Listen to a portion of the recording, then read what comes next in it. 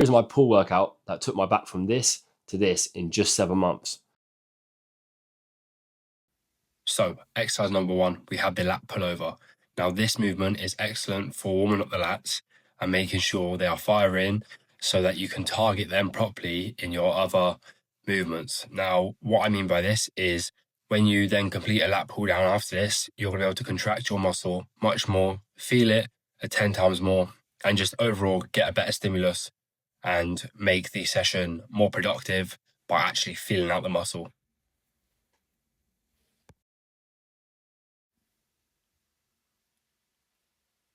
As you see in this angle here, we are really pulling down and then driving our elbows back, and that is going to make sure our lats get engaged and we're not just moving the weight sloppily, even if that's, I don't know if that's a word, but yeah, we're making sure we're keeping it nice and standardized, our form is good, and just making sure that we really do feel out our lats. As you can see, I'm not rushing the movement, nice and slow, and that is going to make sure we do squeeze our lats, ensuring we're firing them up, ready for our movements following. Now, second movement of the workout is a lat pull down. Now, this is a staple in everyone's workout, and you should definitely have it in there on your back sessions. Now, this one here, I want you to drop your shoulders, okay? As you can see on the right of the screen, that is how not to do the movement. We're swinging too much. The form is sloppy, and it's just not great. So this is how I want you to do it, nice and slow, okay, on the way up. And just making sure you're feeling out your lats, squeezing them, okay, at the short position, and that is going to make sure you are firing your lats up, ready for them to grow. Third movement of the workout is a single arm dumbbell row. Now, as you can see on the left, I've put a barbell row in. Okay, I used to do this and I experienced like quite bad lower back issues. And yeah, we kind of swapped it out for the dumbbell rows, and I prefer it so much better. I can connect much better, obviously, with doing unilateral work. It just allows me to make sure that my stronger side is like equal to my weaker side. So we like to do the weaker side first, and then obviously do my stronger side, just match reps. And I just prefer it so much more. As you can see, the form kind of breaks down towards the last few reps, but that's absolutely fine. It's still stimulus at the end of the day. And it's just a few extra reps just to make sure you're getting as much bang for your buck. Next up, we have the upper back row.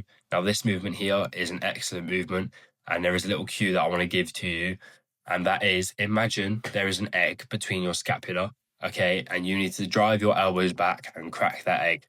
Now, that just allows for, maximum scapular retraction, and that is what you want when you're working the upper back.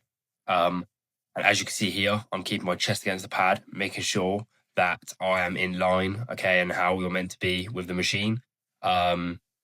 Just to make sure you are getting the best bang for your buck when it comes to working your upper back, and you're not using any other muscles to pull the weight.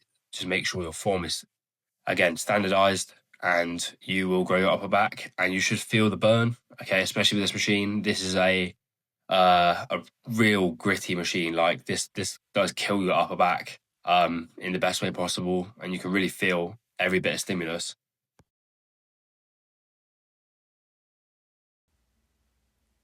So moving on, we have the seated cable row.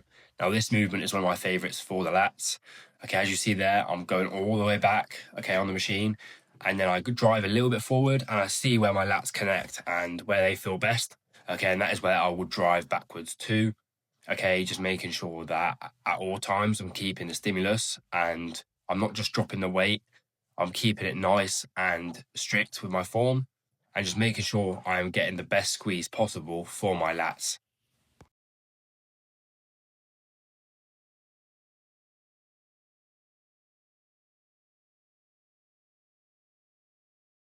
So moving on, we have the single arm cable row.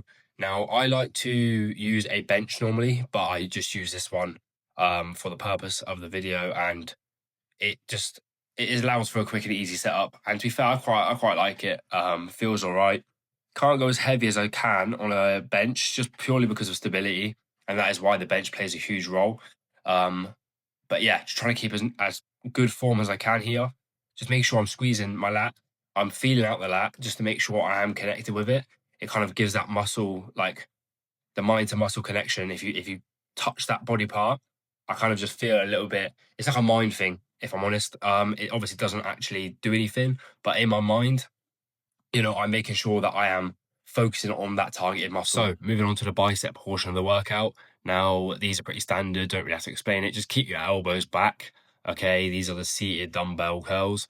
Yeah, keep your elbows back. Make sure when you get to the top of the movement, you're curling your wrists, and that's just going to ensure that the bicep peak is getting as much stimulus as possible.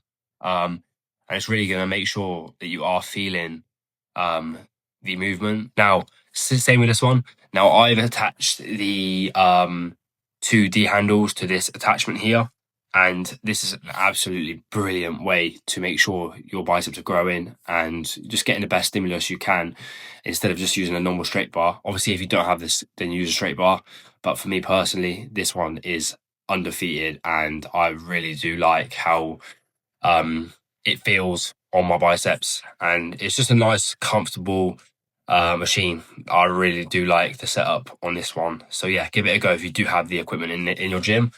But yeah, that is the bicep portion workout done. But yeah, very, very good session this was.